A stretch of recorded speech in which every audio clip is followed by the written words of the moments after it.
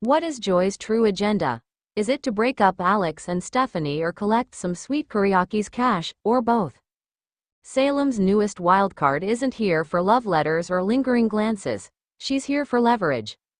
In a soap opera landscape often cluttered with mustache-twirling villains and damsel-in-distress tropes, Days of Our Lives has quietly introduced a character who feels dangerously, deliciously real: Joy Wesley.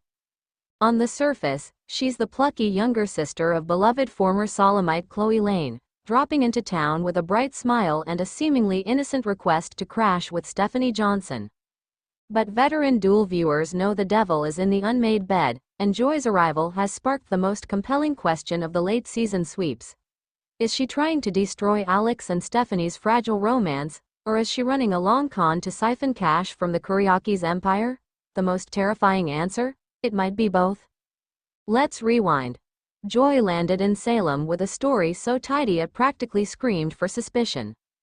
She needed a break from her LA life, a place to recharge, and who better to bunk with than Stephanie, the paragon of civic duty.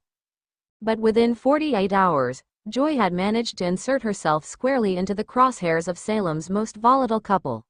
Alex Kiriakis, the reformed playboy with a trust fund the size of a small nation, and Stephanie, the pragmatic PR pro who tamed him, were finally in a good place. They were communicating. They were laughing. They were, for once, not accusing each other of industrial espionage. Then Joy arrived, and the cracks began to show, not with an explosion, but with a scalpel. The heart of the matter. A sister's suspicion. The first layer of Joy's potential agenda is the most emotionally intimate, the protective little sister. Chloe Lane, who has been conspicuously absent during this storyline, has a long memory. She remembers when Stephanie was entangled with Philip Kiriakis, a man whose moral compass has historically spun more erratically than a tornado.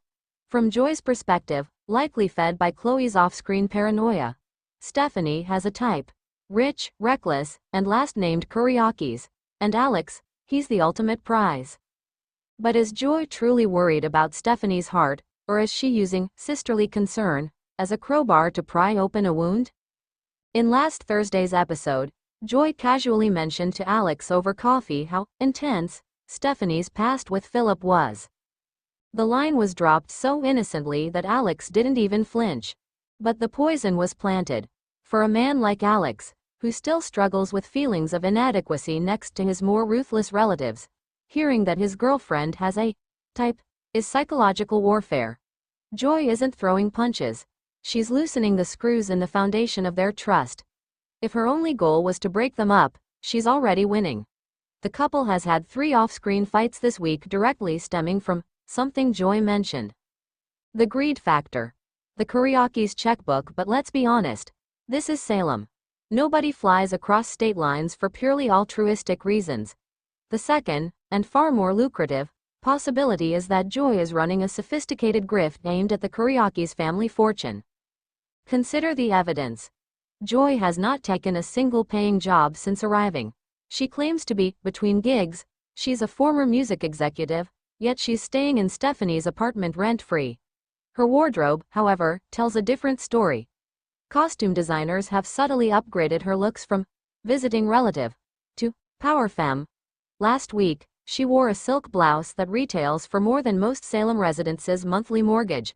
Where is that money coming from? Speculation is rampant that Joy has an in with the Kiriakis family's disgruntled middle management. Perhaps she's been hired, either knowingly or unknowingly, by someone like Teresa Donovan or even a returning Vivian Alamain to dig up dirt on Alex. But dirt isn't valuable. Control is. If Joy can prove that Alex is too emotionally volatile to manage the Kiriakis' fortune, say, by goading him into a public meltdown over Stephanie, she could position herself as a witness or a character consultant for an estate hearing. There are whispers of a dormant codicil in Victor Kiriakis' will that rewards the person who brings moral stability to the heir. If Joy can break up Alex and Stephanie and then present herself as the steadying influence, that's a 7-figure payout. The double play. The most dangerous agenda here is where the creative writing takes a brilliant turn. The most likely scenario, and the one that makes Joy a potentially legendary antagonist, is that she doesn't know which agenda is real anymore. We saw a flicker of this in Monday's preview when Joy is alone, staring at her phone. On the screen is a text from a blocked number. Status report on Kiriakis' emotional exposure. Below it, a text from Chloe. Make sure Stephanie is safe. I don't trust that family. Joy's face isn't villainous, it's exhausted. She came to Salem for the cash. Someone, perhaps a peripheral Kiriakis cousin, promised her a hefty finder's fee to destabilize Alex.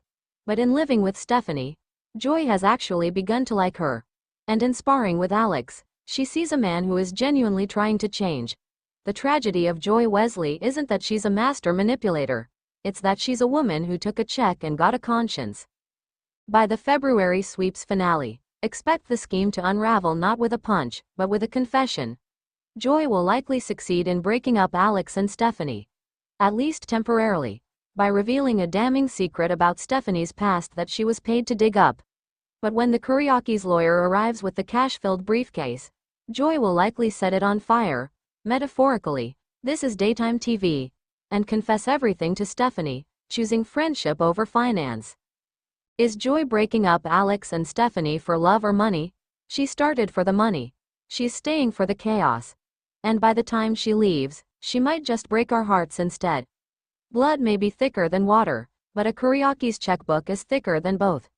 Tune in next week as Joy decides whether to cash out or sell out.